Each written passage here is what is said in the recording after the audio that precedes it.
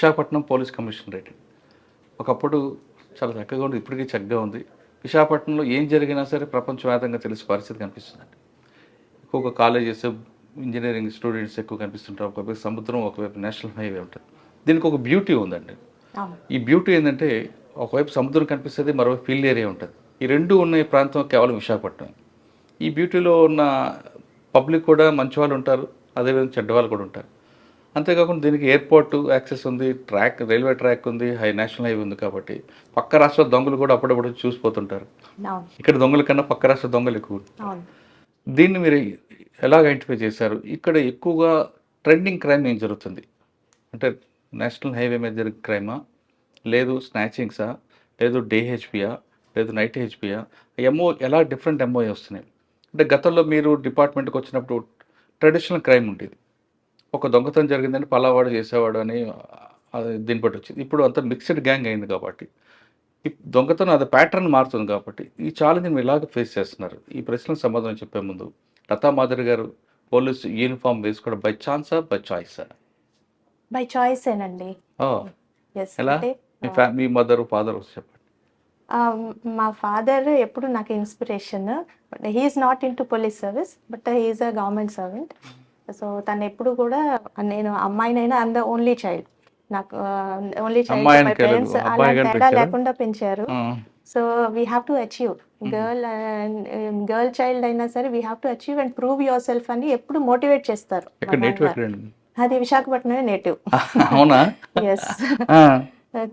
ఎప్పుడు కూడా సొంతూరుకు వచ్చారు. సొంతూరుకు వచ్చాను.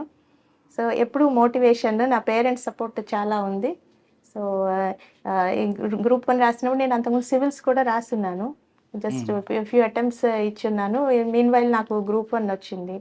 So either I should become an IAS officer or an IPS officer, that was my aim. So ఈ అటెంప్ట్లో నాకు డిఎస్పీ వచ్చింది. I have taken it as a challenge. Okay. అంటే యూనిఫామ్ మీద ప్యాషన్తో వచ్చారా? ప్యాషన్ ఉందండి, ప్యాషన్ తోటి వచ్చాను. ఆఫ్టర్ జాయినింగ్ ఆ ప్యాషన్ ఇంకా పెరిగింది. ఓకే. అంటే విశాఖపట్నం ఉన్నారు మీరు, ఇక్కడ చదువుకున్నారు. అప్పట్లో చాలా మంది పోలీస్ కమిషనర్ పనిచేశారు. వాళ్ళని చూసి ఏమైనా మీరు ఇన్స్పైర్ అయ్యారా? లేదు సినిమాలు చూసి ఏమైనా పోలీస్ ఆఫీసర్ అవ్వాలనుకున్నారు? లేదు నాన్నగారు చెప్తున్నట్లుగా అబ్బాయి అయినా అమ్మాయి అయినా ఉండాలని? అదే, కొంతమంది ఆఫీసర్స్ని చూసి కూడా ఇన్స్పైర్ అయ్యింది ఉంది. But mainly my father's motivation is the main thing. ఎవరండి ఆఫీసర్స్ అప్పుడు మీకు? పర్టికులర్ ఆఫీసర్ అని కాదు, police was a fascinating job కదా. ఇట్ ఆల్వేస్ ఫ్యాసినేటెడ్ మీ.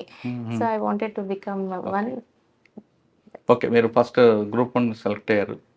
అయిన తర్వాత యూనిఫామ్ వేసుకొని మీ నాన్నగారు కనబడగానే, అంటే పాసింగ్ అవుట్ పీరియడ్ మీ ఫాదర్ వచ్చి ఉంటారు. ఎస్, పేరెంట్స్ చూడగానే ఏమన్నారండి? కళ్ళలో నీళ్ళు వచ్చినాయి అట్లా. ఇది ఈ రోజు నుంచి start, you are into the service of the public, you have to prove yourself అని చెప్పారు. అంత డెడికేషన్తో, సిన్సియరిటీతో వర్క్ చేయాలని చెప్పారు. ఈ రోజుకి కూడా నేను అదే కంటిన్యూ చేస్తున్నాను. Okay. First posting training Machilipatnam, Krishna డిస్ట్రిక్ట్లో ట్రైనింగ్ అండి. అకాడమీలో first training, practical training Krishna డిస్ట్రిక్ట్లో అయింది. After training first posting Kurnool town. అంటే కర్నూలు మీకు తెలుసు, జనరల్గా చెప్పిన ఫ్యాక్షన్ అది. అప్పుడు మేము 2000 ఫస్ట్ ఎస్పీ మీకు చంద్రశేఖర్ రెడ్డి సార్, 2010 చంద్రశేఖర్ రెడ్డి సార్ వాళ్ళు ఉన్నారు. అప్పుడు ఏంటంటే కర్నూలులోని టౌన్ పోస్టింగ్ కదా, టౌన్ డిఎస్పీ. కొంచెం ఫ్యాక్షన్ తగ్గింది కానీ, బట్ స్టిల్ మర్డర్స్ అనేది ఎవ్రీ సెకండ్ డే మర్డర్స్ జరుగుతుండేవండి. ఆ మర్డర్స్ ఎంత బ్రూటల్గా ఉండేవంటే, ఎంత హ్యాక్ చేసే మర్డర్స్ అంటే, నంబర్ ఆఫ్ ఇంజురీస్ కౌంట్ చేయడం, ఆ పోస్ట్ మార్టం చేసే డాక్టర్కి చాలా కష్టమేమో అనిపించేది. మాకైనా రిపోర్ట్ రాసుకుని ఇంక్వెస్ట్ తయారు చేసేటప్పుడు అన్ని హ్యాకింగ్ ఇంజురీస్ ఉండేవి. అట్లాంటివి ఇంకా ఎవ్రీ సెకండ్ డే మర్డర్స్ జరుగుతూ ఉండేవి. అది కర్నూలు కూడా హైవే మీద ఉంది, బెంగళూరు హైవే మీద ఉంది. అఫెన్సెస్ కూడా చాలా జరుగుతూ ఉండేవి చేసి. మీరు చెప్తున్నారు కదండి హ్యాకింగ్ ఎక్కువ కేసులని, ఆ కేసులు బాగా గుర్తుండిపోయిన చెప్పండి ఒక కేసు. చిన్న చిన్న ఇష్యూస్ కూడా వాళ్ళు హ్యాక్ చేసుకోవడం, ఇది అక్కడ అలాంటి మర్డర్స్ చూసేవాళ్ళం అనమాట. ఇష్యూ పెద్దది కాకపోవచ్చు, బట్ దాంట్లో ఇంకా బ్రూటాలిటీ చాలా ఎక్కువ ఉండేది. అంటే అవన్నీ కూడా ఫ్యాక్షన్ మర్డర్స్ కావండి. ఫ్యాక్షన్ మర్డర్స్ కాదు, but normal murders, silly reasons తో సిల్లీ రీజన్స్ తోటి మర్డర్స్ జరిగాయి. బట్ అది ఒక కల్చర్ అన్నమాట. మర్డర్ అనేది ఒక కల్చర్ లాగా ఉండేది. చాలా కేసెస్ అట్లాంటివి చేసాం. అంటే మీకు అక్కడ బాగా మెమరబుల్ కేసు చెప్పండి ఒకటి. మెమరబుల్ కేసు అంటే చాలా ఉన్నాయండి. అన్ని సిమిలర్ కేసెస్, మెమరబుల్ కేసెస్ అంటే ఆల్ ఆర్ ఈక్వల్. అంటే ఒక ఫ్యాక్షన్ మర్డర్ కాకుండా అండి, ఒక 498లో కౌన్సిలింగ్ కానీ అది ఈవ్ టీచింగ్ కేసు కానీ మీరు చెప్పిన కేసుల్లో అక్కడ అంటే అక్కడ కాలేజెస్ అన్ని ఆల్మోస్ట్ అన్ని కాలేజెస్కి నేను విజిట్ చేసి అవేర్నెస్ అంత స్టూడెంట్స్ తోటి బాగా కలిసి నేను చాలా అవేర్నెస్ ప్రోగ్రామ్స్ కండక్ట్ చేశాను యాజ్ అ డిఎస్పి కర్నూలు టౌన్లోని. Almost all students know me. అంత బాగా ఉండేదన్నమాట అక్కడ. ఈవ్ టీచింగ్ ఉండేదండి అక్కడ. ఈవ్ టీచింగ్ ఉండే దానికి మేము ఈ షీ టీమ్స్ అని చాలా ఎక్కువగా వెహికల్స్ ఎంప్లాయ్ చేసి చాలా చేసేవాళ్ళం. టీమ్స్ ఉండేవి మాకు. దాంతో ఈవ్ టీచింగ్ బాగా కంట్రోల్ చేస్తాం. దానికోసం కూడా అవేర్నెస్ పెట్టేవాళ్ళం. ప్రతి కాలేజ్లో కూడా ఒక డ్రాప్ బాక్స్ కూడా పెట్టేవాళ్ళం. వాళ్ళకి ఏదైనా ఇష్యూ ఉంటే సీక్రెట్గా కాన్ఫిడెన్షియల్గా మాకు ఇన్ఫార్మ్ చేయటానికి అనమాట. అండ్ విశాఖపట్నం కన్నా ఎక్కువ ఉంటుందా? విశాఖపట్నం ఎక్కువ ఉంటుంది ఈవ్ టీచింగ్ అని. విశాఖపట్నం ఎక్కువ ఉంటుందండి కంపేర్ చేస్తే. బీచ్ ఇప్పుడు పాపులేషన్ ఎక్కువ అవుతుంది. మనం ఇక్కడ అంటే నైట్ లైఫ్ కూడా కొంచెం మనం అవకాశం ఇస్తున్నాం కదా. ఇప్పుడు ఫుడ్ కోర్ట్స్ అని ఇవి 12 వరకు ఉంటాయి. బీచ్ రోడ్లో కూడా బియాండ్ 12 ఆల్సో మనం అవకాశం ఇస్తున్నాం కదా యూత్ మూవ్ అవటానికి వాటికిను. కొంచెం ఇవి మరి ఇంకా ఈ అవకాశాన్ని బట్టి కొంచెం అవి కూడా పెరుగుతాయి. బట్ కంట్రోల్కి సిపి గారు చాలా మెషర్స్ తీసుకుంటారు. అంటే మీరు చదువుకున్నప్పుడు మీరు ఇప్పుడు విక్టిమ్ ఇక్కడ? లేదండి, నేను విక్టిమ్. ఎందుకు? మీ నాన్నగారు ఎక్కువ ఫోకస్ చేసేవారా? అదేం కాదు. But I was never a victim. నేను ఎప్పుడు కేర్ఫుల్ గా కూడా ఉండేదాన్ని. ఆ అవకాశం రాకుండా కూడా చూసేది. మేడం, మీరు కేర్ఫుల్గా ఉండడం మంచిదే, కాదనట్లేదు. మీలాగే చాలా మంది అమ్మాయిలు ఉంటారు. అంటే మీలాగా ఉన్న వాళ్ళు తక్కువ మంది ఉంటారు, విక్టిమ్ అయ్యే వాళ్ళు ఎక్కువ మంది కనిపిస్తారు. అవును, విక్టిమ్స్ చాలా. అయితే నేను మీ క్వశ్చన్ ఏంటంటే, మీలాగా సేఫ్గా ప్రికాషన్ తీసుకుంటే వాళ్ళకి మీరు అంటే అటువంటి విక్టిమ్స్ కాకుండా ఉండడానికి మీరు ఇచ్చే మెసేజ్ ఏంటంటే, అంటే కొంతమంది అమ్మాయిలు బయటకు వెళ్తుంటారు, ఎవరు ఈవ్ టీచింగ్ చేస్తాడు, ఈవినింగ్ చేయగానే ఏడుపులు పెడబప్పులు పెడతారు, లేదా డయల్ 100 ఫోన్ చేస్తారు, లేదంటే దిశ యాప్ ఉంది అని చేస్తుంటారు. అలా కాకుండా మీరు ఏ విధంగా పడకుండా ఉన్నారో ఆ మెసేజ్ వాళ్ళకి కూడా ఇవ్వండి. సాధారణ కొంతమంది ఏం చెప్తారంటే పోలీసులు, 2 చేతులు కలిస్తేనే శబ్దం అంటారు. మీరు మాత్రం కరెక్ట్గా వెళ్ళారు, ఒక చేతితో వెళ్ళారు కాబట్టి ఆ మెసేజ్ కొంత. అంటే కొంతమంది మాత్రం చేయి కలకపోయినా వన్ సైడ్ కూడా వేధిస్తుంటారు, కాదనట్లేదు. అలాంటివి ఇమీడియట్ గా పోలీస్ నోటీస్ కాదు, మీరు పడలేదు కాబట్టి మీరు మిగతా అమ్మాయిలు కూడా పడకుండా ఉండాలంటే మీరు ఎలాంటి ప్రికాషన్ తీసుకున్నారు? మనకు ఒక మంచి ఫ్రెండ్స్ గ్రూప్ ఉండాలి.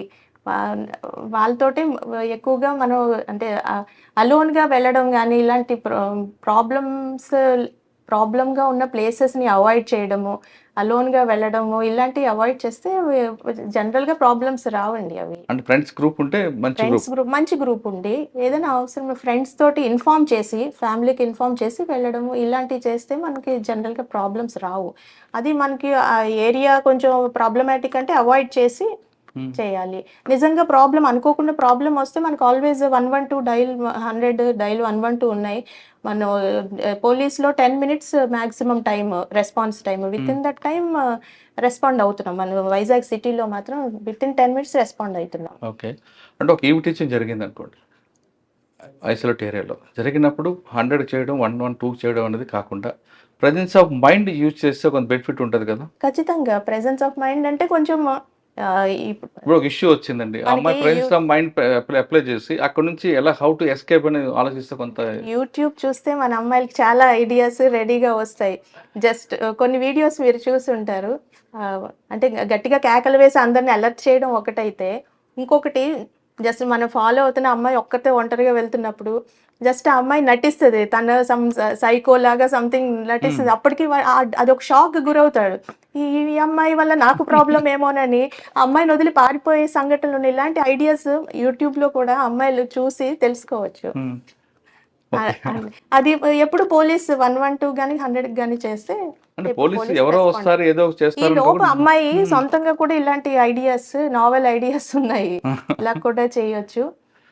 అలాగే మనం పెప్పర్ స్ప్రే రెడీగా పెట్టుకొని, మరి మన మీద అస్సాలు జరిగితే పెప్పర్ స్ప్రే వాడడం కానీ ఇలాంటివన్నీ ఉన్నాయండి. అంటే మీరు చెప్తుంది ఇందాక ఫిట్స్ వచ్చినట్టు పడిపోతే అసలు వాడు ఎస్కేప్ అవుతాడు కదండి. హా, అలా పడిపోవడం కాదు. అసలు ఈ అమ్మాయే కొంచెము ఏదో సైకో లాగా బిహేవ్ చేయడము, ఏదో చేస్తే ఈ అమ్మాయి నన్నేం చేస్తదో అని అది కామెడీగా ఉండొచ్చు గానీ, అప్పటికప్పుడు తప్పించుకోవడానికి ఆ అమ్మాయి అలా కూడా చేయొచ్చు. అచ్చా.